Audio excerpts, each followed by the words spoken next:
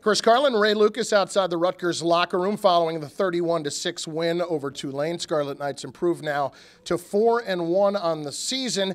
And Ray, this afternoon, run game didn't necessarily come easily, but it eventually came as they finished with 171 yards on the ground. Well, again, you got to give a lot of credit to this offensive line. They've been winning the battle in the trenches, and sometimes, Chris, when you have a team like Tulane that's going to run blitz you with those safeties, they bring their linebackers up.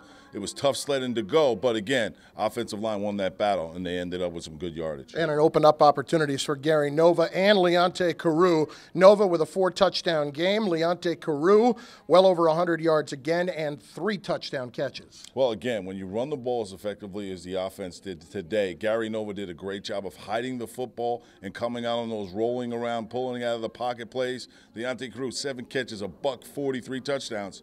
They look like they've been on the same page all season long. Defensively, the defensive line continues to excel. Rutgers with 8 more tackles for loss.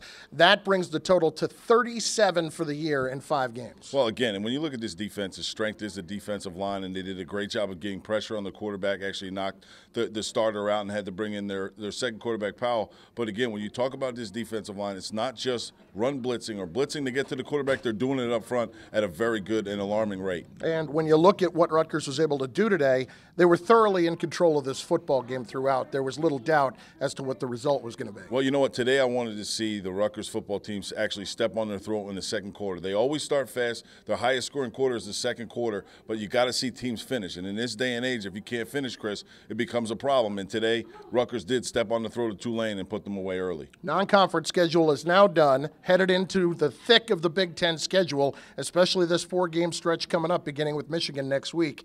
Are they prepared for this? Oh, absolutely. I mean, the Paul James thing, it was, a big loss for the Scarlet Knights. But again, when you have Desmond Peoples, when you have Justin Goodwin, they go in, they both over average more than 4 yards a carry. This is not a Michigan team of old. This is a Michigan team with questionable on defense. It's a Michigan team with questions on the offensive line, and I think this is a prime example of how far Rutgers has come when they face Michigan on Saturday night.